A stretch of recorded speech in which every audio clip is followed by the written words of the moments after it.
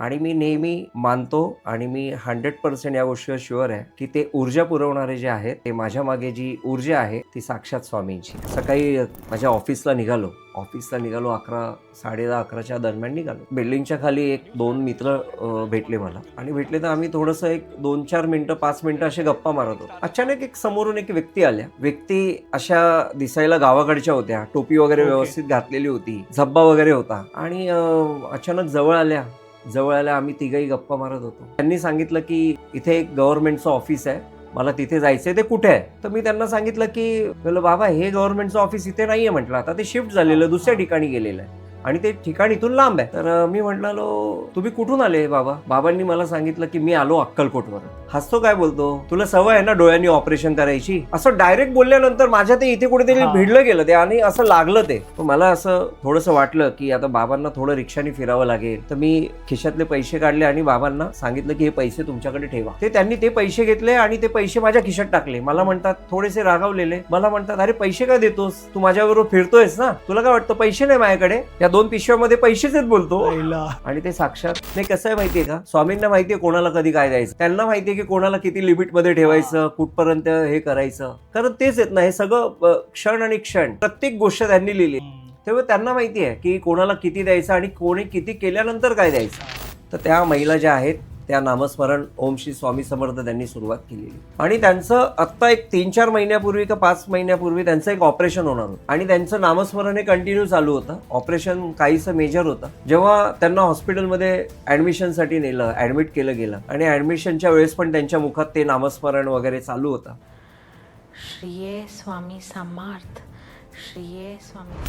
आणि काही रिपोर्ट्स असतात, काही रिपोर्ट्स काढायचे असतात, नंतर सेकंड डेला ऑपरेशन होतं. ते रिपोर्ट्स कसे आले काय आले त्या व्यक्तीला पण नाही माहिती, काही माहिती नाही. पण अचानक सेकंड डेला डॉक्टर म्हणतो की आता ऑपरेशन करायची बिलकुल गरज नाही. ओके. घरामध्ये पैसा जर आपल्याला हवा असेल, लक्ष्मी, जसं आपण पैशाला लक्ष्मी म्हणतो, तर लक्ष्मी आपल्याला घरामध्ये हवी असेल तर काय उपाय आहे? जर समजा 2 महिन्यांनी 3 महिन्यांनी आपण आपल्या बायकोला कोणती तरी छोटी मोठी एक भेट वस्तू दिली तर ती ही लक्ष्मी प्रसन्न नाही का होणार? ती पण खुश होते. ही लक्ष्मी खुश झाली की ती लक्ष्मी खुश होईल. वा. जा ना, तिचं पण दर्शन घ्या. जर शनी महाराजांना प्रसन्न करायचं असेल तर आपण एक छोटंसं काम करावं.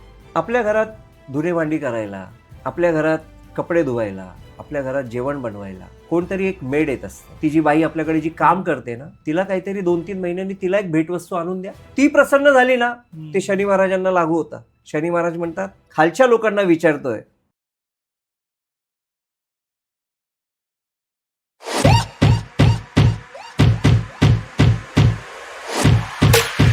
नमस्कार मित्रांनो, स्वागत आहे तुमचं अजून एका नवीन पॉडकास्टमध्ये. तर मित्रांनो, आज आपल्यासोबत आहेत हेमंत दादा आणि नेहमीप्रमाणे ते आल्यावरती काही ना काही स्वामी समर्थांचे अनुभव असतात आपल्या पॉडकास्टमध्ये. मागे पण जो पॉडकास्ट झाला होता त्यामध्ये पण त्यांचा एक वेगळा अनुभव होता. तसंच आजचा पॉडकास्ट पण खूप इंटरेस्टिंग होणार आहे आणि मेन म्हणजे त्यासोबत ना वास्तूमध्ये जे काही छोटे मोठे प्रॉब्लेम होत असतात त्यावर इतके सुंदर उपाय त्यांच्याकडे आहेत. ते आज आपल्या पॉडकास्टमध्ये ते सांगणार आहेत. पॉडकास्ट एंडपर्यंत पहा. मध्ये मध्ये बऱ्याच गोष्टी अशा असणार आहेत जे तुम्हाला महत्त्वाच्या असतील तुमच्यासाठी आणि ते उपयोग होईल त्याचा खूप छान तुम्हाला. सो तुम्ही हा पॉडकास्ट एंडपर्यंत पहा आणि त्यांना जर कॉन्टॅक्ट करायचा असेल तर त्यांचा नंबर पण डिस्क्रिप्शनमध्ये आहे. सोबत तुमच्याकडेही काही अनुभव असतील स्पिरिच्युअल, तुम्ही नक्की पॉडकास्टमध्ये येऊन ते शेअर करू शकतात. माझा नंबर ही डिस्क्रिप्शनमध्ये आहे. नमस्कार दादा. नमस्कार. ओम श्री स्वामी समर्थ. ओम श्री स्वामी समर्थ. स्वागत आहे पुन्हा एकदा तुमचं आपल्या पॉडकास्टमध्ये. आणि नेहमीप्रमाणे तीच ऊर्जा, तीच एनर्जी फील होते मला. तुम्ही आल्यानंतर एक वेगळंच वातावरण होतं. सो थँक्यू सो मच तुम्ही आलात आणि सुरुवात करूया. नेहमीप्रमाणे तुमचे वेगळे अनुभव असतात. स्वामी समर्थ महाराज, तुम्ही पण सांगता की प्रत्येकांना भेट देतात पण ते ओळखावं लागतं आपल्याला. आणि तसंच तुमचा परत एक अनुभव तुम्ही सांगितलात की प्रेक्षकांना आवडेल, तर तो प्लीज सांगा. कसं आहे सागरजी, आत्ता तुम्ही थोड्या वेळापूर्वीच बोललात की एनर्जी. आता एनर्जी म्हटलं की तो इंग्लिशमध्ये शब्द झाला आणि मराठीमध्ये शब्द तो ऊर्जा असतो. ऊर्जा. तर प्रत्येक ऊर्जेच्या मागे काहीतरी एक वेगळं स्वरूप असतं आणि ते स्वरूप ना आपल्याला ऊर्जा प्रदान करत असतं आणि मी नेहमी मानतो आणि मी 100% या गोष्टीवर शुअर आहे की ते ऊर्जा पुरवणारे जे आहेत ते माझ्या मागे जी ऊर्जा आहे ती साक्षात स्वामींची आहे. बरोबर. आणि असं बरेच लोकांच्या बाबतीत घडतं. म्हणजे मला बरेच माझे मित्र वगैरे म्हणतात की हेमंत, तू 10-10 तास 8-8 तास जरी काम करतोस ना तरी पण तुझ्या चेहऱ्यावर ना ती ऊर्जा कायम असते. आणि त्या म्हणजे ते चेहऱ्यावरचं एक विलक्षण की तू थकलेला नाही आहेस. मी असं नाही म्हणत की तेज नाही, तू थकलेला नाही आहेस हे जाणवतं आणि तू त्याच स्पीडने काम करत असतो.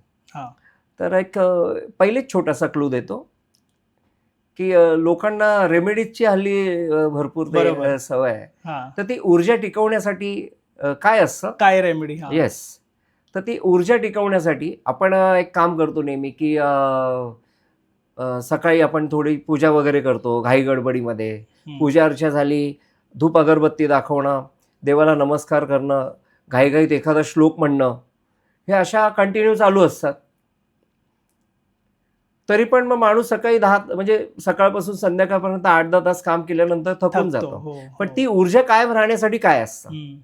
तर मी असं म्हणेल सगळ्यांनाच, सगळ्या स्वामी भक्तांना आणि सगळ्याच लोकांना की ती ऊर्जा टिकवण्यासाठी कंटिन्युअस नामस्मरण करा. ओके.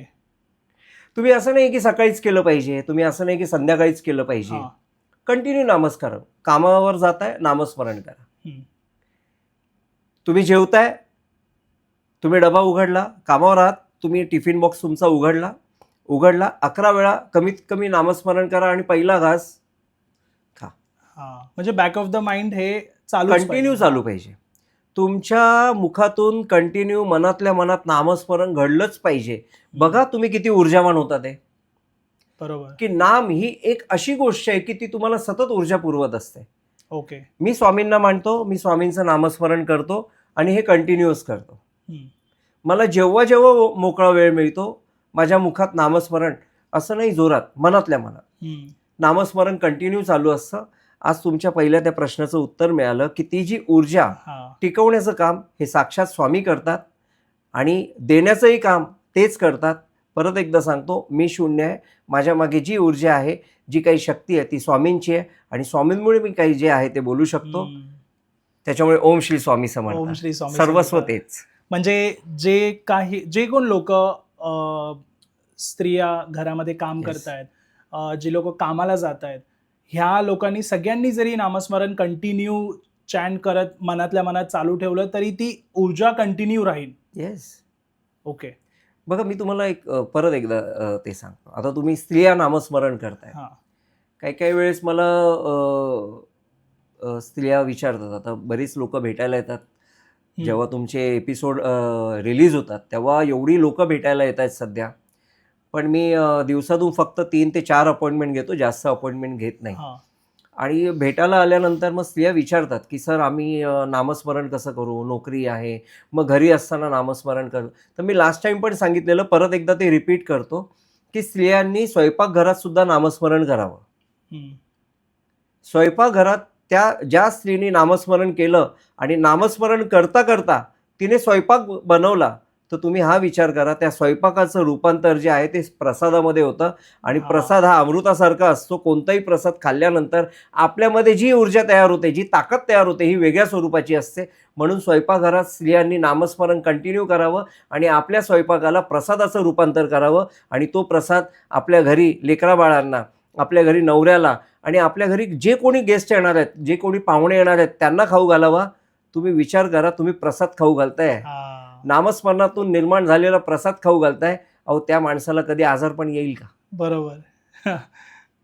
आलं लक्षात? त्याच्यामुळे स्त्रियांनी स्वयंपाकघरात कंटिन्यू नामस्मरण करावं प्रसाद खाण्यासाठी, त्याचं रूप प्रसाद होण्यासाठी. बरोबर आहे.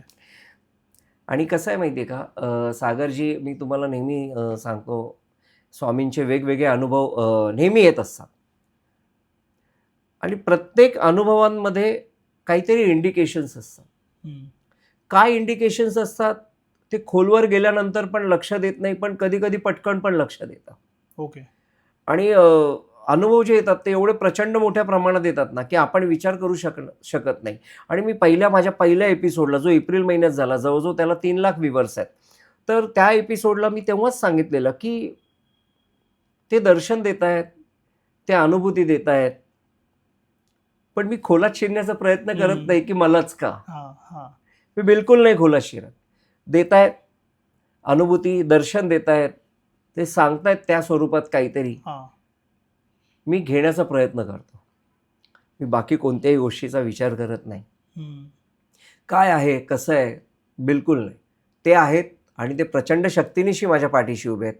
बस याचा विचार करतो आणि पुढे जातो. हां एक छोटासा अनुभव सांगेल. काही दिवसापूर्वी, म्हणजे जवळजवळ या गोष्टीला जून महिन्यातला अनुभव आहे.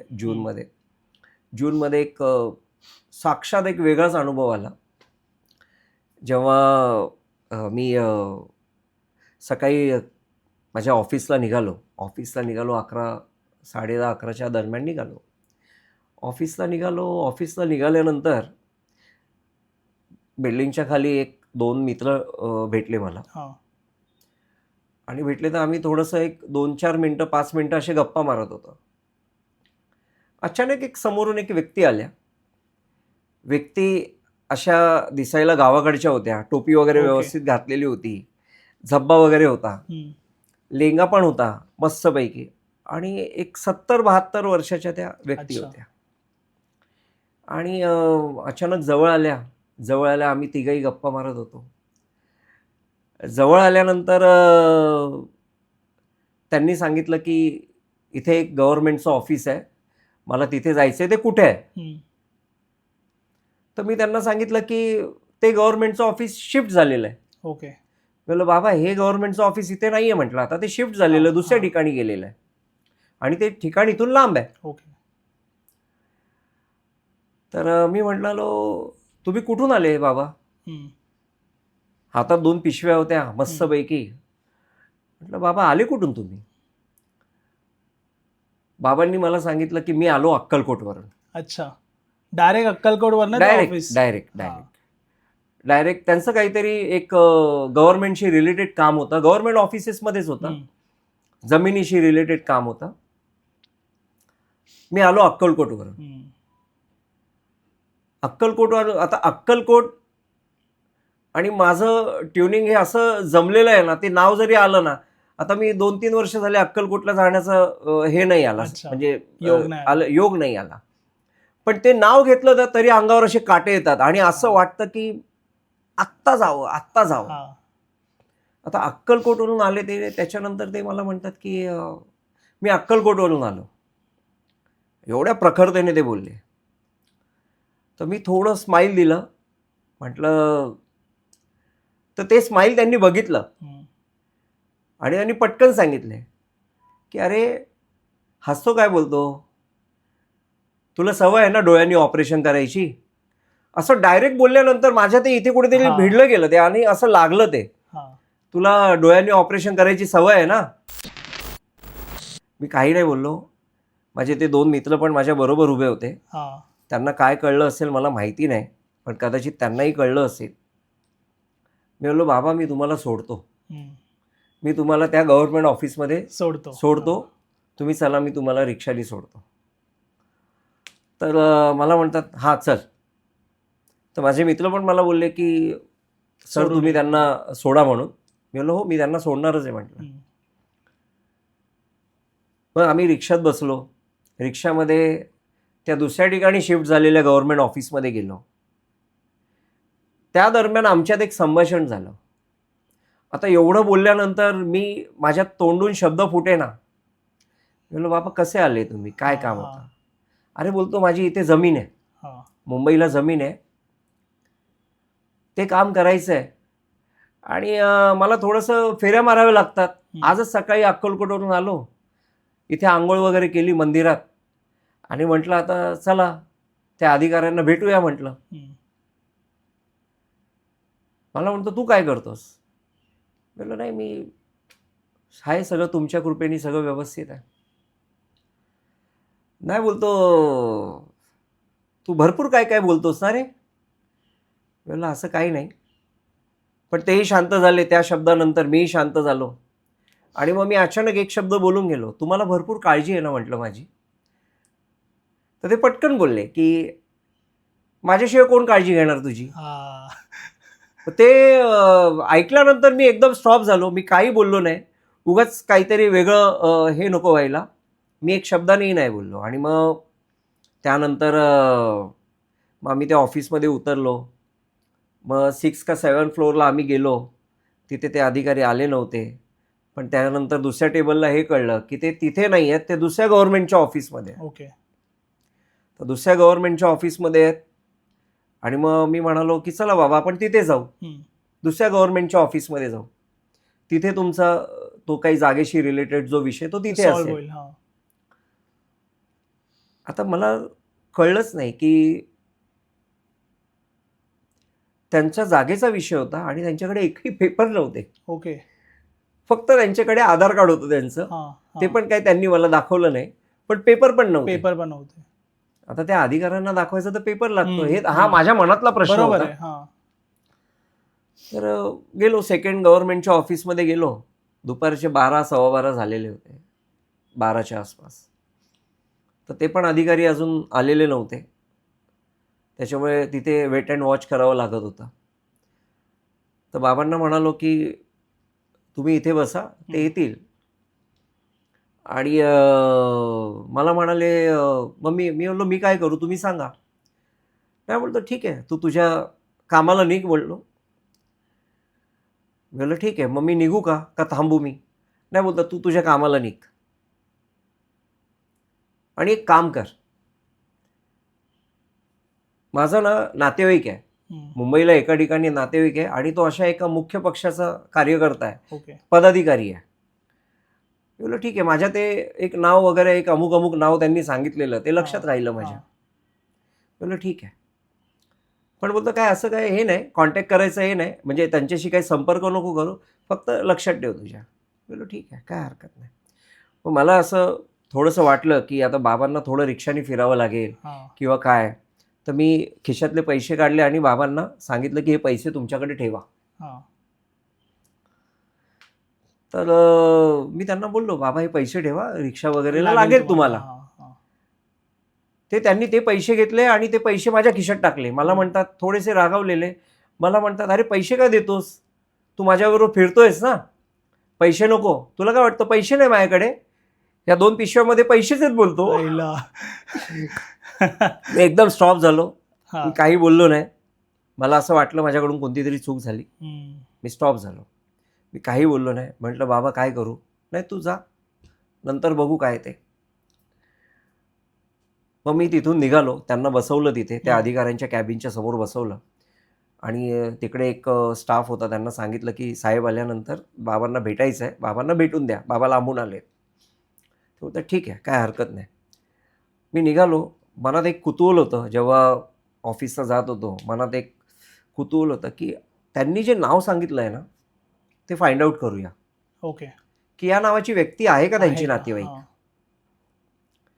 आणि जेव्हा मी तो फाइंड आउट करण्याचा प्रयत्न केला मी आलो ऑफिसमध्ये आणि ऑफिसमध्ये बसून मी पहिले त्या मुंबईच्या एक त्याच पक्षाचे एक पदाधिकारी आहेत त्यांना मी फोन केला.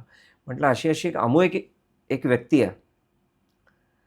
ती व्यक्ती आपलं तुमच्या पक्षाची काही मोठी पदाधिकारी वगैरे आहे का त्या स्थानिक लेवलला. ते बोलतात सर मी असं नाव तर काय ऐकलं नाही बोलतो. तर मी म्हटलं ठीक आहे म्हटलं आता तुम्ही मोठे आहात तुम्हाला माहिती. हां तर म्हटलं की तरी पण मला 3-4 दिवसांनी सांगा आणि असं काय नाव कळलं का मला सांगा म्हटलं. पण 3-4 दिवस होऊन बरेच दिवस झाले त्यांचा काय मला फोन आला नाही. अच्छा. मी त्यांना कारण त्यांनी मला सांगितलेलं की ज्या दिवशी म्हणजे अशी व्यक्ती नावाची असेल तरच मी तुम्हाला फोन करेन नाही तर अन्यथा मी फोन नाही करणार. मी म्हणलो ठीक आहे म्हणजे ती त्या नावाची व्यक्ती नक्कीच भेटले नाही ते आणि कदाचित मला असं वाटतं की त्या नावाची व्यक्तीच नसावी आणि ते साक्षात स्वामी मला असं वाटतं. कारण बघा ना जेव्हा त्यांनी सांगितलं तुम्हाला की डॉक्टर म्हणून तुम्हाला सांगितलं की बऱ्याच लोकांना तू बरं करतो. हा नाही त्यांनी मला पहिलेच हिंट ती दिली की तुला डोळ्याने ऑपरेशन करायची सवय आहे ना. आता डोळ्याने ऑपरेशन करायची म्हणजे हा शब्दच वेगळा होता ना माझ्यासाठी. बरोबर आहे. की तुला डोळ्यांनी ऑपरेशन करायची सवय आहे ना. म्हणजे ते एक असं पटकन फेकलं गेलं त्यांच्याकडून की तिथेच आणि त्यांना मी स्टॉप झालो. हा. मी एकदम दचकलो मी या गोष्टींनी की अरे हा शब्द वेगळा होता माझ्यासाठी. राईट. आणि मी स्टॉप झालो. मी काही म्हटलं नाही. मी म्हटलं चला मी तुम्हाला सोडतो म्हणून. आणि बस- अनोळखी व्यक्ती असं कसं बोलणार डायरेक्ट. हा, ते सगळं वेगळं होतं. रिक्षामध्ये पण बरंच काही संभाषण झालं. त्यामध्ये पण माझ्याशिवाय कोण नाही हे पण त्यांनी हिंट आउट केलं. बरोबर. आणि साक्षात की ऍक्च्युली काय माहितीये का सागरजी, मी असं म्हणतो माझ्या मागे स्वामी आहेत. प्रत्येकाच्या मागे कोण ना कोण उभं असतं. प्रत्येकाच्या मागे प्रत्येक व्यक्ती या पृथ्वीतलावर ज्या व्यक्ती आहेत त्या प्रत्येक व्यक्तीच्या मागे कोण ना कोण उभं असतं. मग ती दैवी शक्ती असते. तर माझ्या मागे मी मानतो की स्वामी उभे आहेत. लोकांच्या मागे अजून कोणाच्या मागे गजानन महाराज उभे असतील, कोणाच्या मागे साईबाबा उभे असतील, पण ते प्रचंड शक्तीनिशी उभे असतात. पण आपण चुकतो. जे आपल्या मागे प्रचंड शक्तीनिशी उभे असतात ना, आपण त्यांना वेळच देत नाही. आपण 3 तास सिनेमा बघायला घालू, बरोबर.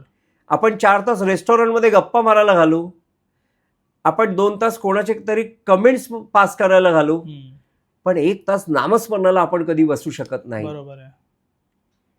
म्हणून मी सगळ्यांना विनंती करतो, सगळ्या साधकांना विनंती करतो की जी प्रचंड शक्ती आपल्या मागे उभी आहे ना, त्या शक्तीच्या नामस्मरणाला वेळ द्या. त्या शक्तीला स्वरूप देण्याचा वेळ द्या. ती शक्तीच आपल्याला पुढे नेते. ती शक्तीच आपल्याला सगळ्या गोष्टी सुचवते आणि ती शक्तीच आपल्याला सगळे मार्ग दाखवते. म्हणून मी मानतो की माझ्या मागे स्वामींची शक्ती आहे आणि तुमच्याही मागे कोणती तरी शक्ती आहे. तर नामस्मरणाला वेळ द्या. जेवढा नामस्मरणाला वेळ तेवढी ती शक्ती तुमच्यासाठी ऑपरेट होत असते सगळ्या गोष्टींनिशी.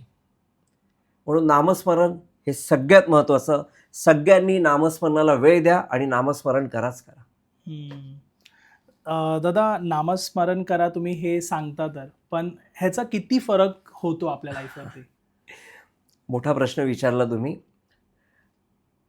आपण ना बघा कसं आहे माहिती आहे का सागरजी, आपण मॉलमध्ये जातो. आपण मॉलमध्ये गेलो, तिथून कोणती वस्तू आपण विकत घेतो.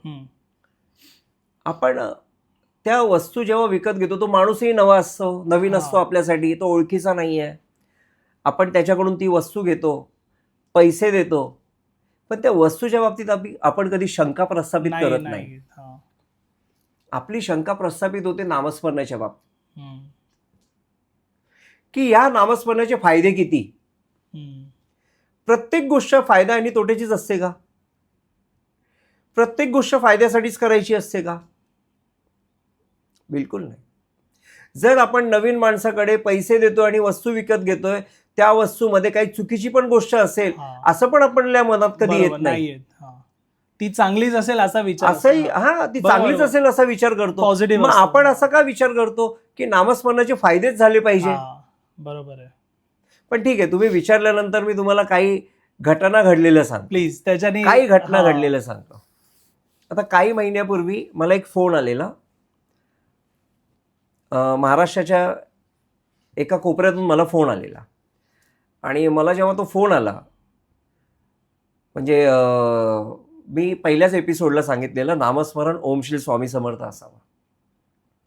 तर त्या महिला ज्या आहेत त्या नामस्मरण ओम श्री स्वामी समर्थ त्यांनी सुरुवात केलेली आणि त्यांचं आत्ता एक 3-4 महिन्यापूर्वी का 5 महिन्यापूर्वी त्यांचं एक ऑपरेशन होणार होतं आणि त्यांचं नामस्मरण हे कंटिन्यू चालू होतं. ऑपरेशन काहीसं मेजर होतं आणि तुम्ही बिलीव्ह नाही करू शकणार, त्यांच्या मुखातून ते नामस्मरण कंटिन्यू चालू होतं.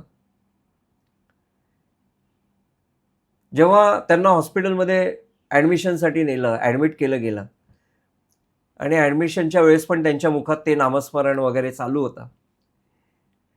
सागरजी, बिलीव्ह नाही करू शकणार तुम्ही. आणि काही रिपोर्ट्स असतात, काही रिपोर्ट्स काढायचे असतात, नंतर सेकंड डेला ऑपरेशन होतं. ते रिपोर्ट्स कसे आले, काय आले, त्या व्यक्तीला पण नाही माहिती, काही माहिती नाही. पण अचानक सेकंड डेला डॉक्टर म्हणतो की आता ऑपरेशन करायची बिलकुल गरज नाही. ओके. Direct decision change. आता ऑपरेशन करायची बिलकुल बिलकुल गरज नाही, पुढे बघू. हम्म. तुम्ही म्हणता ना फायदा, तर हा नामस्मरणाचा फायदा. त्या स्वतः शॉकिंग होत्या आणि त्या बोलल्या माझ्याशी फोनवर हा. की दादा, त्या व्हिडिओ कॉलवर बोलल्या, दादा मी कंटिन्यू नामस्मरणात होते आणि तुम्ही जेव्हापासून सांगितले तुमच्या एपिसोडमध्ये ओम श्री स्वामी समर्थ नामस्मरण करायला, मी ओम श्री स्वामी समर्थ नामस्मरण करते, कंटिन्यू नामस्मरणात होते आणि माझं ऑपरेशन टळलं गेलं. वा. ह्या गोष्टी आहेत सागरजी, हा. ह्या गोष्टी आहेत, छोटे छोटे उपाय आहेत. हम्म. छोटे छोटे उपायांनी मोठी विलक्षण गोष्ट घडू शकते, बरोबर. विलक्षण घटना घडू शकतात आणि त्या चांगल्या स्वरूपाच्या असतात. बऱ्याच लोकांना वाटतं की मोठी मोठी साधना किंवा अशा काही मोठ्या गोष्टी केल्यावरतीच परिवर्तन आयुष्यात होतं, पण साधं तुम्ही नामस्मरण जरी केलात तरी पण जी गोष्ट तुमच्या आयुष्यात नेगेटिव्ह होणार आहे ती पण पॉझिटिव्ह होऊन जाते. येस, पॉझिटिव्ह होतेच ती. हा. नामामध्ये एवढी ताकद आहे, ताकद आहे. बरोबर. नामामध्ये एवढी ताकद आहे, त्याच्यामुळेच ती गोष्ट पॉझिटिव्ह होते. ही एक गोष्ट ठीक आहे. आत्ता एक 2 आठवड्यापूर्वी 3 आठवड्यापूर्वी माझ्या ऑफिसमध्ये एक महिला येऊन गेल्या आणि ते एक चांगल्या हुद्द्यावर काम करतात. त्या आल्यानंतर त्यांनी मला म्हणजे आमची बरीचशी चर्चा झाली, त्यांच्या प्रॉब्लेमविषयी झाली, अजून वेगवेगळ्या गोष्टींवर चर्चा झाली. त्या गोष्टींवर चर्चा झाल्यानंतर त्यांनी मला एक त्यांचा अनुभव सांगितला, नामस्मरणाविषयी अनुभव सांगितला. ओके. बोलते, दादा 2011 पासून मी एक गोळी घेते, त्याच्यानंतरच माझं डोकं शांत होतं. ते सायकोलॉजीची गोळी असं काहीतरी असतं, ते मला एक्झॅक्टली माहिती नाही.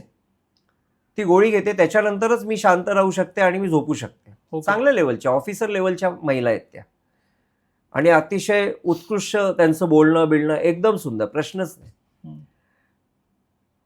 पण ती गोळी घेतल्यानंतरच मी व्यवस्थित राहू शकते. रोज मला गोळी घ्यावी लागते. ओके.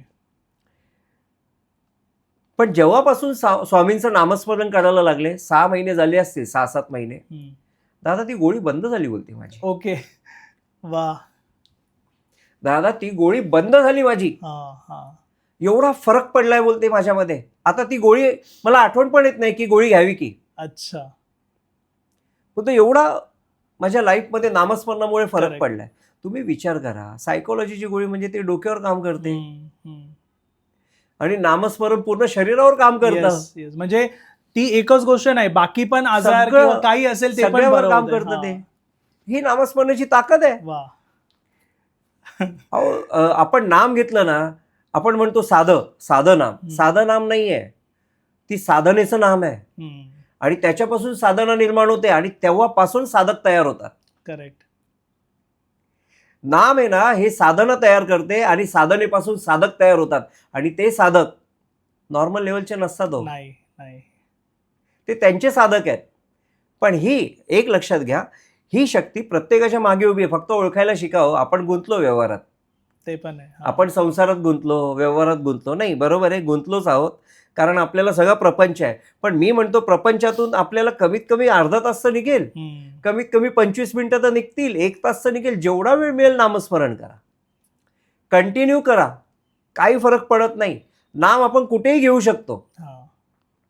नाम आपण आपल्या ऑफिसच्या टायमिंगमध्ये पण घेऊ शकतो. मनातल्या मनात तर घ्यायचं आहे आपल्याला. थोडी ऑफिसरला सांगायचं आहे की बाबा मी नाम घेतोय, तुला बोलून दाखवू का? बिलकुल नाही. मनातल्या मनात घ्यायचं आहे. तुम्ही तुमच्या कामाच्या वेळेत घ्या, तुम्ही घरी आल्यावर घ्या. बरोबर. तुम्ही मित्रांशी गप्पा मारताय, तुम्ही स्तब्ध बसा, शांत राहा. राईट. काही सागरजी बघ काय रेमेडीज हा विषय सगळ्यात मोठा आहे. अचानक एक मला म्हणजे हे प्रश्न भरपूर कमी येतात. जून महिन्यामध्ये अचानक एक महिला आल्या आणि त्यांनी मला सांगितलं की दादा मी भरपूर सुखी आहे. ओके. स्वामींच्या कृपेने मी भरपूर सुखी आहे. मला असं वाटतं की जानेवारी महिन्यापासून जेवढे क्लायंट येत आहेत माझ्याकडे, जवळजवळ 400-450 क्लायंट येऊन गेले. त्याच्यामध्ये ही पहिली महिला, म्हणजे ह्या पहिल्या व्यक्ती होत्या की त्यांनी मला सांगितलं की मी भरपूर सुखी आहे स्वामींच्या कृपेने. नाही तर सगळेजण येतात दुःखच घेऊन येतात की हा प्रॉब्लेम आहे, तो प्रॉब्लेम आहे. पण ती जेव्हा बोलली ना की मी भरपूर सुखी आहे, तिच्या चेहऱ्यावर जो विलक्षण आनंद होता ना तो वेगळाच होता. ओके. भरपूर सुखी आहे. हा. पण जेव्हा जेव्हा ती बोलत होती ना माझ्याशी, ऍक्च्युली ती खरं दुःखी आहे. अच्छा. ते pretend तिला पण करत काहीतरी त्रास होतोय. ओके. ती दुःखी नाहीये, पण तिला पण काहीतरी त्रास होतोय. हम्म. पण ती त्या त्रासामध्ये पण सुखाचा अनुभव घेते. अच्छा. अच्छा. हे फक्त नामस्मरणामुळे घडू शकतं. बरोबर. हे नामस्मरणामुळे घडू शकतं आणि साधनेमुळे घडू शकतं. हा. तुम्हाला आता मी लास्ट टाइम अजून एक घटना घडली की मला ते जे साधक होते ते कंटिन्यू नामस्मरण करायचे आणि त्यांनी मला सांगितलं की मला अध्यात्मामध्ये माझी पॉवर वाढवायची, ओके. मला आध्यात्मिक पॉवर वाढवायची, हम्म. तुम्ही काहीतरी द्या. मी कोण आहे देणारा? बरोबर. ते जे येणार आहे त्यांच्याकडून येणार आहेत. हा. हा. स्वामी देतील काय द्यायचं, ते नामस्मरण त्यांचं करतात, हा. तेच देतील काय ते. नाही दादा, तुम्ही द्या. ओके. म्हटलं आता काय देऊ म्हटलं तुम्हाला. म्हटलं एक काम करा म्हटलं. हा. शेवटी तिथेच बसलो ऑफिसमध्ये. म्हटलं एक काम करा, दिवसातून ना 2 तास मौन व्रत ठेवा. मौन व्रत ओके. मौन व्रत म्हणजे बोलायचंच नाही. हा. हा. 2 तास समजलं. नाही जमत आहे. ओके. त्यांनी मला सांगितलं 2 तास कसं जमेल, कामावर जाणं हे ते बरोबर. सगळं. हा. बोले 1 तास जमेल. आणि त्या मौन व्रतामध्ये म्हणजे बोलायचं नाही, या व्रतामध्ये तुम्ही 1 तास कंटिन्यू नामस्मरण ठेवा. ओके. पण त्या दरम्यान तुम्ही कोणाशीच बोलायचं नाही. अच्छा. ते मौन असलं पाहिजे. हम्म. मग तुम्ही घरी करा, कामावर करा, कुठेही कुठेही करा. करा. हा. त्यामध्ये एक 10 मिनिटं आहे ना, तुम्ही जर ऑफिसमध्ये बसून मौन व्रत ठेवताय, हम्म. ऑफिसमध्ये शक्यतो मौन व्रत होत नाही, नाही होत. हा. पण तुम्ही घरी जर बसून मौन व्रत ठेवताय हम्म. तर घरी बसून एक 10 मिनिटं डोळे बंद करा आणि स्वामींची मूर्ती आठवा. हम्म. जी मूर्ती तुम्ही बघितलेली आहे, ज्या मूर्तीवर तुमचं प्रेम आहे, त्यांची विविध स्वरूपं आहेत. हा. त्यांनी भगवान विष्णूंच्या स्वरूपात पण दर्शन दिलेलं आहे, हम्म. महादेवाच्या स्वरूपात पण दर्शन, विविध रूप आहेत. तुम्हाला जी मूर्ती आठवेल ना, जे स्वरूप आठवेल ना, 10 मिनिटं डोळे बंद करा आणि त्यांचं स्वरूप आठवा आणि नामस्मरण करा. ही झाली साधना. हा. आणि ह्या साधनेच्या माध्यमातून तुम्ही साधक होता आणि याच्यातूनच तुमची आध्यात्मिक प्रगती सुरुवात होईल. ओके. तीच तुमची पॉवर आहे. येस. तुम्ही मौन व्रत ठेवा, हा. बोलायचंच नाही, फक्त साधनेत राहायचं. रोज 1 तास करा बरोबर. आणि 10 मिनिटं त्यांचं स्वरूप बघा डोळे बंद केल्यावर. आध्यात्मिक प्रगतीला सुरुवात होईल. आणि कोणाला जर पॉवर अशी हवी आहे किंवा वेगळं काय करायचं तर त्यासाठी सॅक्रिफाईस पण करावं लागतं, तेव्हाच जाऊन तुम्हाला ती गोष्ट मिळणार आहे. Yes yes. नाहीतर तुम्ही म्हणाल की खूप जास्त पॉवर हवी आहे पण तुम्ही फक्त पॉवर द्या मला मी घेतो, तसं तर नाही होणार. ते नाही, कसं आहे माहितीये का, स्वामींना माहितीये कोणाला कधी काय द्यायचं ते. द्यायचं ते. बरोबर आहे. त्यांना माहितीये की कोणाला किती लिमिटमध्ये ठेवायचं, कुठपर्यंत हे करायचं. कारण तेच येत ना, हे सगळं क्षण आणि क्षण प्रत्येक गोष्ट त्यांनी लिहिलेली आहे. हम्म. तेव्हा त्यांना माहिती आहे की कोणाला किती द्यायचं आणि कोणी किती केल्यानंतर काय द्यायचं. हा. ते लिमिट त्यांना माहिती आहे. येस, सगळं लिमिट त्यांना माहिती आहे. फक्त आपल्याला कर्म करावे लागणार आहे. हा. कर्म केल्यानंतरच सगळं फळ मिळणार आहे. तुम्ही Correct. कर्मच नाही केले आणि अचानक जर ते मागितलं तर तसं नाही होत. हम्म. बरोबर. त्याच्यामुळे कर्म हे सगळ्यात महत्वाचे, त्याच्यानंतर मग पुढच्या गोष्टी होतात. बरोबर आहे. म्हणून अध्यात्मात प्रगती करायची असेल, वेगवेगळ्या सगळ्या गोष्टी आहेत, विविध हम्म. लोक सांगतात. फक्त मी एवढंच सांगितलं की एक तास दिवसातून बरोबर. 1 तास मौन व्रत ठेवा, त्यांचं नामस्मरण मनातल्या मनात चालू ठेवा हा. आणि 10 मिनिटं डोळे बंद करून फक्त त्यांना आठवा, बाकी कोणालाच आठवायचं नाही. बरोबर. तुमच्या डोळ्यासमोर फक्त तेच असले पाहिजे. त्यावेळेस तुम्हाला दर्शन होईल ब्रह्मांड नायकाचं. खूप छान. दादा, वास्तूला घेऊन ना बऱ्याच लोकांच्या मनात प्रश्न असतात.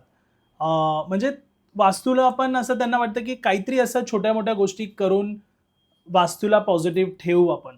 म्हणजे आता ना बरेच व्हिडिओज वगैरे बघून की ह्या जागेवरती ही गोष्ट नको, एका जागेवरती ह्या टी व्ही नाही आला पाहिजे, कपाट नाही आलं पाहिजे, अशा सगळ्या गोष्टी असतात. आणि रील्स वगैरे मध्ये पण ते पाहतात लोक. तर आपल्या पॉडकास्टवरती म्हणजे आपले जे सबस्क्रायबर्स आहेत त्यांना असं वाटतं की ना घरात अशा काहीतरी रेमेडीज वगैरे करून घरामध्ये सुख शांती, पैसा, नातेसंबंधांमध्ये हॅपी ते लोक राहिले पाहिजे, ह्या सगळ्या गोष्टींसाठी त्यांना उपाय हवे. तर सगळ्यात पहिले तुम्ही हे सांगा की वास्तूला आपण पॉझिटिव्ह कसं ठेवू शकतो. ओके, बघा कसं आहे माहिती आहे, आपण मंदिरात जातो, सागरजी मंदिरात. हा. मंदिरात जातो, आपल्याला मंदिरातून एक पॉझिटिव्ह एनर्जी मिळत असते. बरोबर. आणि आपण माणूस, आपण एवढे हुशार आहोत आणि असावं असते की आपण कधी नॉनव्हेज खाल्लं ना तर मंदिरात जात नाही बघा. आपण ड्रिंक केलेलं असेल, म्हणजे लोक जेव्हा ड्रिंक करतात तर ते मंदिरात जात नाही. मग ते प्रिकॉशन्स घेतात की नाही बाबा, हे एवढं केल्यानंतर, म्हणजे एवढे आहेत, हुशार आहेत लोकही. काहीतरी नेगेटिव्ह. येस, आपण चुकीचे आहोत, Correct. देवासमोर नाही जायचं चुकीचे. एकदम चांगली गोष्ट आहे ती. आपण ते मंदिरासारखं जपतो. मंदिराला आपण मंदिराचं स्थान देतो कारण ते दैवी स्थान आहे. येस. आपण मंदिरात किती वेळ जातो? अर्धा तास, बरोबर. 1 तास, हा. 2 तास. एवढं तर वेळ कोण जात नाही 2 नाही तास, जात. पण मी 2 तास पकडतो. हा. घरात आपण किती वेळ थांबतो? 24 मधले 12. 24 मधले आपण 10 तास तर पकडूया. Yes yes. मग ते घर आपण मंदिरासारखं का ऑपरेट करत नाही बरं? तेच घर आपण मंदिरासारखं का ऑपरेट करत नाही? अहो, आपण जेव्हा मंदिरातून बाहेर पडतो किंवा मंदिराच्या आतमध्ये जातो, तो उंबरठ्याला पाया पडतो, हा हा. बरोबर. देवाला नमस्कार करतो, त्याला फूल गुलाब वगैरे काय अर्पण करतो, त्याला प्रसाद अर्पण करतो. आपण बाहेर पडताना पण त्या उंबरठ्याला पाया पडतो. मग आपलं घर मंदिर आहे. बरोबर. येताना पण उंबरठ्याला पाया पडा, आतमध्ये जा, फक्त बोला ना, हे वास्तुदेवता, तुम्ही आत्तापर्यंत माझं रक्षण केलेलं आहे, आत्तापर्यंत सगळ्या गोष्टी चांगल्या दिलेल्या आहेत, पुढे पण सगळ्या गोष्टी चांगल्या व्हाव्या, हीच कृपा तुमची असावी. जा आतमध्ये पाया पडून. निघताना पाया पडा, हे वास्तुदेवता, तुम्ही मला एवढं सगळं चांगलं दिलं, एवढं सुंदर घर दिलं, ज्या घरात मला राहायला सगळ्या गोष्टी चांगल्या पॉझिटिव्ह आहेत, एवढ्या पॉझिटिव्ह गोष्टी तुम्ही मला या घरात दिल्या, मला अशाच नेहमी देत राहा आणि अशीच तुमची कृपा ठेवून द्या. पडा पाया आणि निघा. अहो, ती वास्तू ऑपरेट होते, वास्तू बोलते. बरोबर. आपण मंदिराच्या उंबरठ्याला पाया पडतो, जिथे आपण 15 मिनिटं 20 मिनिटं जातो आणि घरी 10 तास राहतो, तिथे नाही, तिथे आपण पाया का नाही पडत? बरोबर. शिकवा ना तुमच्या मुलांना पण, पाया पडून घरात आतमध्ये जावं, निघताना पण पाया पडून निघावं. बरोबर. मंदिर आहे ते तुमचं. त्या घरामध्ये तुमचं देवारं घर आहे, त्या घरामध्ये किचन आहे, किचन मध्ये अन्न पदार्थ निर्माण होतात, ते खाऊन आपल्याला एनर्जी मिळते. बरोबर. त्या घरामध्ये तुमची मुलं अभ्यास करतात.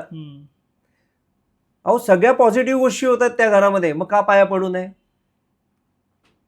उद्यापासून पाया पडायला सुरुवात करा. बरोबर आहे. घर हे मंदिर आहे आपलं. घर पॉझिटिव्ह ठेवायला. येस, सगळ्यात महत्वाचं. बरोबर. येस. दुसरं, तुम्हाला एनर्जी मिळावी म्हणून काय करतो सागरजी आपण?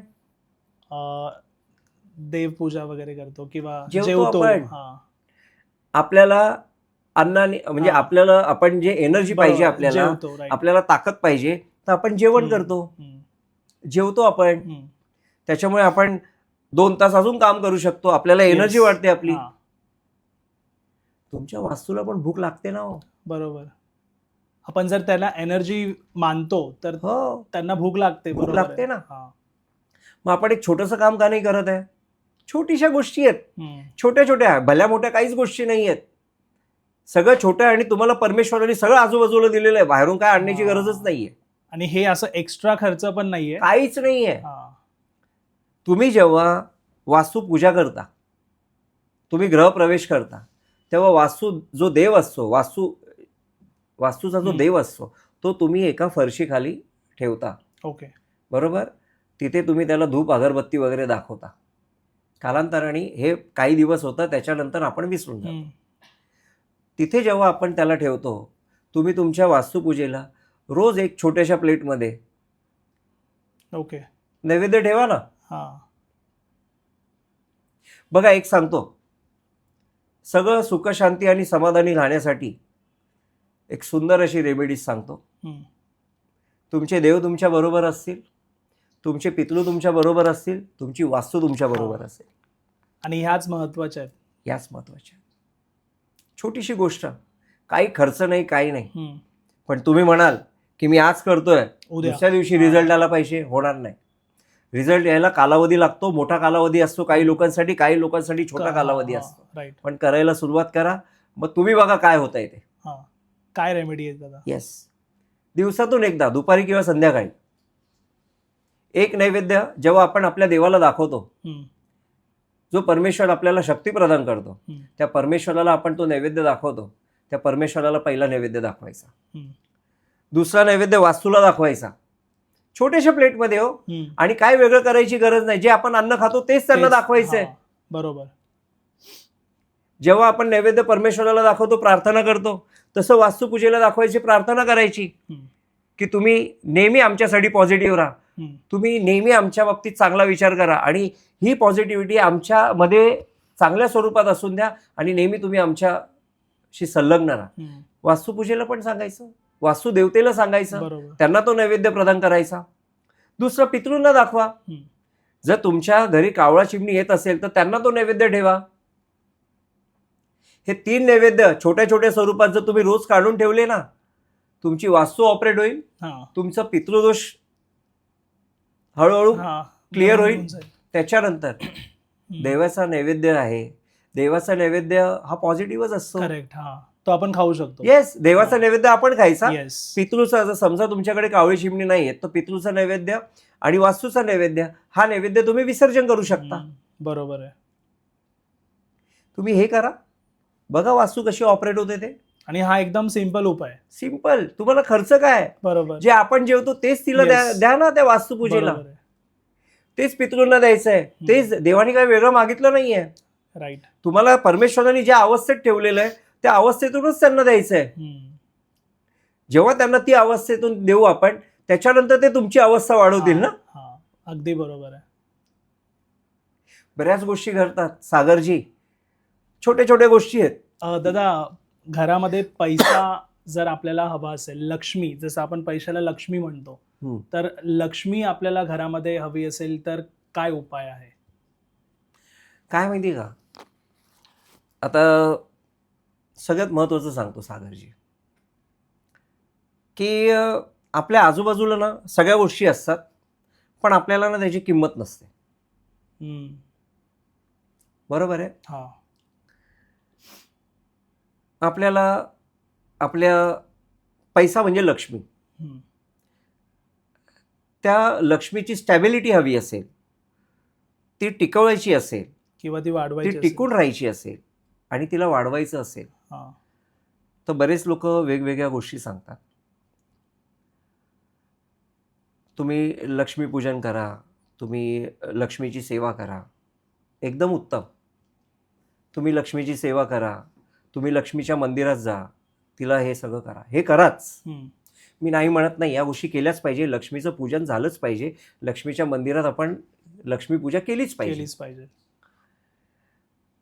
पण परमेश्वराने आपल्याला अजून एक लक्ष्मी दिलेली आहे, ती आपल्या घरात आहे, ती म्हणजे आपली बायको. ओके.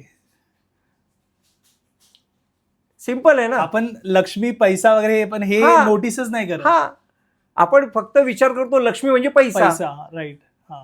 पण लक्ष्मी ही आपली दुसरी बायको असते. आपण जर त्या लक्ष्मीला सुखी ठेवलं तर ती पण लक्ष्मी प्रसन्न होईल. ओके. अच्छा. मग जर समजा 2 महिन्यांनी 3 महिन्यांनी आपण आपल्या बायकोला कोणती तरी छोटी मोठी एक भेट वस्तू दिली, तर ती ही लक्ष्मी प्रसन्न नाही का होणार? ती पण खुश होते. ही लक्ष्मी खुश झाली की ती लक्ष्मी खुश होईल. जा ना, तिचं पण दर्शन घ्या. पण या लक्ष्मीला पण खुश ठेवा ना. आपण तिचं दर्शन घ्यायचं आणि तिचं दर्शन घेतल्यानंतर आपण या लक्ष्मीला दुःखी ठेवायचं, कसं काय होईल? बरोबर आहे. ही लक्ष्मी दुःखी राहिली तर ती लक्ष्मी कशी काय प्रसन्न होईल? द्या ना 2 महिन्यांनी, तुमची ऐपत नाही 3 महिन्यांनी द्या, 4 महिन्यांनी द्या, काहीतरी तर द्या. बरोबर. काहीतरी तिला भेट वस्तू द्या. म्हणजे उपाय आपल्या घरातच आहे दादा. सगळं उपाय घरात आहे. परमेश्वराने आपलं घर जे आहे ना, हे ब्रह्मांडासारखं बनवून ठेवलेलं आहे. ब्रह्मांडी ते पिंडी, सगळं इथेच आहे. शोधायला आपण भलतीकडे चाललेलो आहे. आपण घरच्या लक्ष्मीला जर दिलं तर तुम्ही विचार करा ना, ती का ना प्रसन्न होणार? का नाही प्रसन्न होणार? आणि ती प्रसन्न झाली म्हणजे साक्षात ती लक्ष्मी, विष्णूची लक्ष्मी प्रसन्न झाली की. येस. मग ऑटोमॅटिक भरभराट होईल, प्रश्नच नाही. वा. हे दोन्ही उपाय खूप, 2 नाही 3ही उपाय जे तुम्ही सांगितले, घराबाहेर घरा आत येताना पाया पडून या घराच्या. येस. त्याच्यानंतर पित्रांचं, देवाचं नैवेद्य, असे 3 नैवेद्य काढून ठेवायला. हे पण घरातलेच उपाय. लक्ष्मी आपण बाहेर शोधतो किंवा इतकी मेहनत, पण आपण आपल्या घरच्या लक्ष्मीलाच सुखी नाही किंवा तो विचारच आपण त्या अँगलनी नाही करत. सो हे तिन्ही पण उपाय आपल्या घरामध्येच आहेत. सगळे उपाय आपल्या घरात आहेत. हा दादा, आता हे तर उपाय सांगितलं तुम्ही. लोकांना 7:30 घाबरतात शनिदेवाला, किंवा लोकांना असं वाटतं की शनिदेवाचा प्रभाव पॉझिटिव्हच असू दे, कारण नेगेटिव्ह झाला की नाही ते होऊन बसेल लाईफमध्ये. सो शनिदेवाची कृपा जर आपल्याला हवी आहे तर काय उपाय आहे त्यांच्यावरती? येस. बघा कसं आहे माहिती आहे, जे शनी महाराज आहेत ना, शनी महाराज हे न्याय करणारे आहेत. न्यायचे देवता. न्याय, न्यायाचे देवता आहेत. ते कधी कोणाला जमिनीवरून आकाशात घेऊन जातील आणि हा. कधी कोणाला आकाशातून जमिनीवर खाली आणतील पडतील. काही सांगता बरोबर नाही. आहे. हा. त्यांचा न्याय हा अतिशय वेगळा असतो. हा कोणाला कळत नाही. हा फक्त त्यांना माहिती असतं. हे त्यांचं नियोजन असतं. हम्म. आणि जर शनी महाराजांना प्रसन्न करायचं असेल, हे आपण घरातलाच विषय आहे. ओके. जर शनी महाराजांना प्रसन्न करायचं असेल तर आपण एक छोटंसं काम करावं. आपल्या घरात धुणे भांडी करायला, आपल्या घरात कपडे धुवायला, आपल्या घरात जेवण बनवायला कोणतरी एक मेड येत असते. हम्म. एक बाई काम करायला येत Yes, असते. yes. ती बिचारी ना, तुम्हाला असं वाटतं का सागरजी की ती जी मेड येते, ती जी बाई येते आपल्या घरात काम करायला, ती आनंदाने येते? नाही, काहीतरी त्यांचे पण मजबुरी आहे ना. मजबुरी आहे. हा. म्हणजे काहीतरी त्रास आहे, येस येस. भागत नाहीये, बरोबर. त्याच्यामुळे तिला हे काम करावं लागतंय. त्यात तिचं शिक्षण झालेलं नाहीये, हम्म, हम्म. त्याच्यामुळे तिला हे काम करावं तेच काम लागतंय. करायला लागतंय. बरोबर. हा. नाही तर दुसऱ्याच्या घराची भांडी घासण्याचं काम हे कोणी आनंदाने करत नाही नाही सर. करत. बरोबर. पण तिची मजबुरी आहे आणि तिला काहीतरी त्रास होतोय. तिला पण तिच्या मुलांना शिकवायचं आहे. हम्म. ती जरी मोलकरी नसली, मी मोलकरीण हा शब्द वापरणं चुकीचं आहे, ती जरी ती काम करत असली आपल्या घरात, पण तरी ती तिच्या मुलांना डॉक्टर इंजिनियर बनवण्याचं स्वप्न बघत असते. त्यांच्यासाठी ती आपल्या घरातल्या काही कामं करत असते. 100%. हा. 4 घरांमधली कामं करत असते ती. येस. एक छोटंसं काम करा, शनी महाराज प्रसन्न होतील. ओके. तुम्हाला असं वाटतं ना की शनी महाराज तुम्हाला प्रसन्न नाही आहेत, त्यांना प्रसन्न करायचं आहे ना, त्या मोलकर्णीला, परत एकदा चूक झाली, मोलकर्णी हा शब्द नाही वापरायला पाहिजे, ती जी बाई आपल्याकडे जी काम करते ना, तिला काहीतरी 2-3 महिन्यांनी तिला एक भेटवस्तू आणून द्या. हम्म. नाहीतरी हॉटेलमध्ये जातो 3-3, 4-4 हजार एका वेळेस Bill उरतात. होतं. येस. तिला 300 रुपयाची वस्तू का नाही देऊ शकत आपण? हम्म. तिचा पगार देताना सुद्धा आपण कुरकुर करतो तिला, तू हे हा. काम नाही केलं, ते काम नाही केलं. त्यात पण तिला नाराज करतो आपण. कट कसे होईल ते आपण बघतो. का तिला नाराज हा. करू? काय गरज आहे तिला नाराज करण्याची? द्या ना तिला काहीतरी भेट. ती प्रसन्न झाली ना, हम्म. ते शनी महाराजांना लागू होतं. शनी महाराज म्हणतात, खालच्या लोकांना विचारतोय मी, याला प्रसन्न होईल हळूहळू. हा. हळूहळू हा, लगेच नाही. बरोबर. नाही तर एकदा मोलकर्णीला आणून हा, दिलं आणि आणि तुम्ही मग- विचार करा. हा, असं नाही होत. बरोबर. ही तुमचा सेवाभाव कायम असून येस द्या. येस. हा. आणि शनी महाराज, म्हणजे मी मागच्या वेळेस पण सांगितलेलं, शनिवारच्या दिवशी कोणत्याही मंदिराच्या बाहेर हम्म. किंवा शनी मंदिराच्या बाहेर, तुम्ही शनी महाराजांचं दर्शन घेतल्यानंतर शनी मंदिराच्या बाहेर जर तुम्हाला ते लोक दिसतात तर त्यांना तुम्ही कोणाला तरी बटाटा वडा द्या, कोणाला समोसा द्या, 5 लोकांना द्या ना. हा. हा. शनी महाराज प्रसन्न होतील. बरोबर. मंत्र वगैरे तर तुम्ही म्हणणारच आहात शनी महाराजांचा, Yes. तो तर आहेच, ते तर म्हणायचंच आहे. पण क्रिया करा ना, कर्म करा ना. करेक्ट. बरोबर. आपल्या घरात काम करणाऱ्या बाईला द्या ना, हा. द्या ना तिला, ती प्रसन्न होईल. ती प्रसन्न झाली, त्यांची कृपा होणार. अगदी. छोटे छोटे गोष्टी आहेत सागरजी, आपण हे टाळतोय. आपण डायरेक्ट मोठं काहीतरी बघायला जातो. हा. असं नाही होत ना. तुमच्या घरामध्येच इतक्या गोष्टी तुम्हाला दिल्यात ज्या तुम्ही सुधारू शकता आणि तिथूनच तुमची लाईफ चेंज होते. येस. पण आपण बाहेर बघतो की काय उपाय कोण देतंय, बाहेर मला काय करायचंय, पैसे दान कोणाला करायचे, ह्या सगळ्या गोष्टी आधी आपण बघतो. Yes yes yes. आता तुम्ही बिलीव्ह नाही करू शकणार, आता मला ही आवर्जून सांगायची इच्छा आहे. माझं स्वतःचं NGO आहे, निर्माण फाउंडेशन हा, नावाचं. हा. त्या NGOच्या माध्यमातून आम्ही लास्ट टाईम म्हणजे आत्ता मागच्या जुलै महिन्यामध्ये आम्ही आमचं जे NGO आहे ते आदिवासी मुलांवर हा. काम करतो आम्ही जवळजवळ 450 मुलांना 3000 वयांचं वाटप, तेवढ्या स्केल, तेवढेच पेन, तेवढ्याच पेन्सिली, त्यांना जे काही वर्षभर साहित्य लागेल शैक्षणिक साहित्य ते आम्ही पुरेपूर पुरवण्याचा प्रयत्न करत आहोत. हे आमचं कर्तव्य आहे. आम्ही कोणावर उपकार नाही करत आहे सर. हे आमचं कर्तव्य आहे, ही आमची जबाबदारी आहे समाजाप्रती आणि ते आम्ही करण्याचा प्रयत्न करत आहोत. बरोबर. याच्या पलीकडचा उपक्रम सांगतो. सगळ्या साधकांच्या माध्यमातून पलीकडचा उपक्रम आम्ही आता हे ठरवलंय नेक्स्ट याला की एक मुलगी वर्षातून एका मुलीचं लग्न आम्ही लावून देणार. अच्छा, वा. वर्षातून एका मुलीचं लग्न आम्ही लावून देणार. पण ती मुलगी कशी असली पाहिजे, त्या मुलीचे आई वडील नसतील, ती अनाथ असेल, त्या मुलीने तिचं लग्न ठरवावं काय असेल ते, पण तिच्या लग्नाला येणारा पूर्ण कन्यादानाचा खर्च जो आहे, त्याशिवाय त्या लग्नामध्ये जेवणारी जी मंडळी आहेत त्यांच्या हॉलपासूनचा सगळा खर्च जे आहे ते आमचं NGO करेल. ओके. ते करून घेतात. आम्ही काय करतोय ते करून घेत आहेत. बरोबर. कुठेतरी काहीतरी एक चांगल्या मार्गी लागतंय सर. मग काय, या गोष्टी कराय हे आता पुढच्या वर्षीसाठी आम्ही ठरवलंय.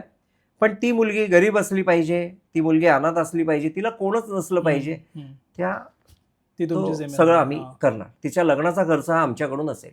ओके. आणि असं तसं नाही. तिला वाटतंय 100 माणसं जेवायला बोलवावी, बोलवा.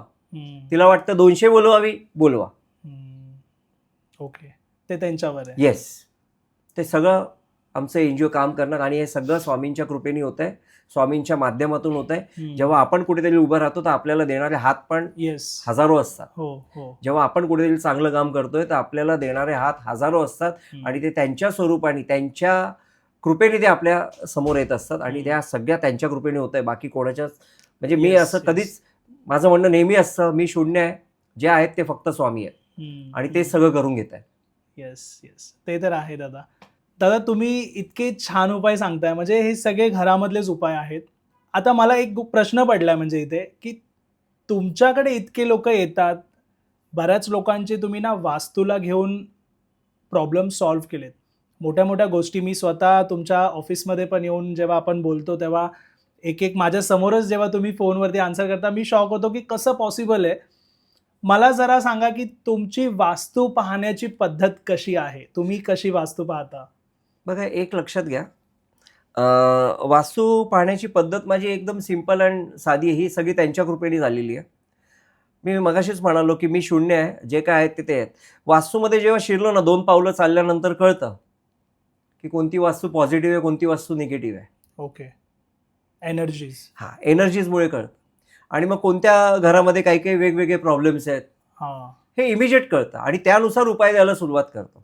आणि सगळ्यात महत्त्वाचं कसं माहिती आहे सागरजी, जेव्हा लोक फोन करतात ना, फोनवर त्यांना इलाज हवे असतात. मी परत एकदा सांगतो, चेहरा बघितल्याशिवाय मला काहीच कळत नाही. फोनवर इलाज कसे देऊ? बरोबर. जेव्हा मी लोकांशी व्हिडिओ कॉलवर बोलेल त्यांचा चेहरा कळेल, चेहरा कळल्यानंतरच मला कळेल ना की तो वास्तू. मी पत्रिका बघत नाही, मला ते जमतच नाही, माझं ज्ञान नाहीये त्याच्यात. बरोबर. पण चेहरा बघितला की ते सगळं स्कॅन होतं ना. करेक्ट. सगळं कळतं. आणि तुम्ही आधीपासूनच फेस रिडिंग मध्ये आहात, म्हणजे आतापर्यंत जितके लोक तुमच्याकडे आलेत तुम्ही फेस बघूनच बोलतो आणि सगळं त्यांच्या कृपेने होतंय सर. जे काही होतं त्यांच्या. अहो सर, फेस बघितल्यानंतर त्या माणसाला 50 वर्षापूर्वी काय घडलं सांगू शकतो. ही त्यांची कृपा नाही का? येस 100%. म्हणजे तसंच तुम्ही जेव्हा घरी जाता कुणाच्या, तेव्हा तुम्हाला तिथेच समजून जातं की काय चुकीचं आहे. काही व्हायब्रेशन्स येतात, काही व्हायब्रेशन्स येतात, काही अजून वेगवेगळ्या गोष्टी आहेत त्या पण सांगाव्या लागतात आणि मग ते तिथेच. आणि ते सगळ्या घरगुती आहेत, वेगळं असं काही नाही. त्या सगळ्या घरगुती गोष्टी आहेत, तुम्ही घरातच करायच्या आहेत. त्या तुम्ही घरात करा, बघा तुम्ही सफल होतात की नाही. मला बरं वाटतं की ह्या पॉडकास्ट नंतर ना बऱ्याच लोकांना खरोखर लाईफमध्ये चेंजेस जाणवणार आहेत, कारण जे उपाय सांगितलेत पण प्रश्न शेवटी त्यांचा आहे, ते करतायत नाही करतायत ते त्यांच्यावर आहे. कंटिन्युएशन हवं. कोणत्याही गोष्टीला कंटिन्युएशन हवं. आणि मनामध्ये ना ती शंका नका ठेवू. पहिली गोष्ट की बघते 2 महिने करून 4 महिने करून बघतो, हे सगळं नका ठेवू. लिमिट तुम्ही नका ठरवू. तुम्ही सगळं सोडून द्या, सरेंडर व्हा. ज्या गोष्टी आज उपाय, असं समजा की हा एक संकेत आहे तुम्हाला. इतक्या छान रेमेडीज, आणि मी पण शॉक झालो की ज्या रेमेडी आपण घरात करू शकतो त्या तुम्ही सांगितल्या. सो त्यामुळे ना मी स्वतः सांगतो की मी ह्यातले रेमेडीज जे मला पण जमणार ते जास्तीत जास्त मी सुरुवात करणार आजपासून. कारण आपण नेहमी बाहेर बघतो की आपण दुसरं काय करू शकतो का, पण घरातल्याच गोष्टी आपण का नाही करू शकत. सो मी तुम्हाला थँक्यू बोलतो की मला तरी ॲटलिस्ट एक रेमेडी अशा मिळाल्या की ज्या मी करू शकेन घरी. सो तुम्ही पण नक्की हे ट्राय करा. आणि सोबत मी ना आता एक काम करतो, दादांचा नंबर डिस्क्रिप्शनमध्ये मेन्शन करतो. इतकं छान त्यांनी आज इन्फॉर्मेशन सांगितले. त्यासोबत ना तुम्हाला पर्सनली काही प्रॉब्लेम्स असतील लाईफमध्ये, कोणत्याही समस्या असतील ना, मी तर तुम्हाला सांगेन तुम्ही बिंदास दादांना कॉन्टॅक्ट करा. मी जवळून पाहिलेत रिझल्ट्स, आणि माझा पण अनुभव आधी मी सांगितला आहे की माझ्या लाईफमध्ये किती चेंजेस आले जेव्हापासून त्यांनी मला गायडन्स द्यायला स्टार्ट केला. सो त्यामुळे मला असं वाटतं की तुम्ही एकदा तरी कन्सल्टेशन घ्या, दादांसोबत बोला. काय प्रॉब्लेम आहे, का प्रॉब्लेम होतोय, आधी असं काय घडलंय का, तुम्हाला फ्युचरमध्ये आता काय करायचं आहे, प्रेझेंट लाईफ तुमची कशी चालली आहे, तिला कसं तुम्ही सुधारू शकता, या सगळ्या गोष्टींबद्दल ना दादा व्यवस्थित तुम्हाला समोर बघून किंवा व्हिडिओ कॉलवरती ते सांगतील. एकदा अपॉइंटमेंट घ्या त्यांच्याकडे आणि मग तुम्ही फरक तुमच्या लाईफमध्ये बघा. जसे उपाय आता तुम्हाला दादांनी व्हिडिओवर म्हणजे पॉडकास्टमध्ये सांगितलेत, तसेच उपाय, साधे सोपे उपाय त्यांचे सगळे असतात. मीच बघितलेत किती इझी उपाय ते देतात. खर्चिकमध्ये तुम्हाला जास्त काही पाडत नाहीत ते. सो एकदा नक्की तुम्ही त्यांना कॉन्टॅक्ट करा, त्यांचा नंबर डिस्क्रिप्शनमध्ये आहे. थँक्यू सो मच दादा. ओम श्री स्वामी समर्थ.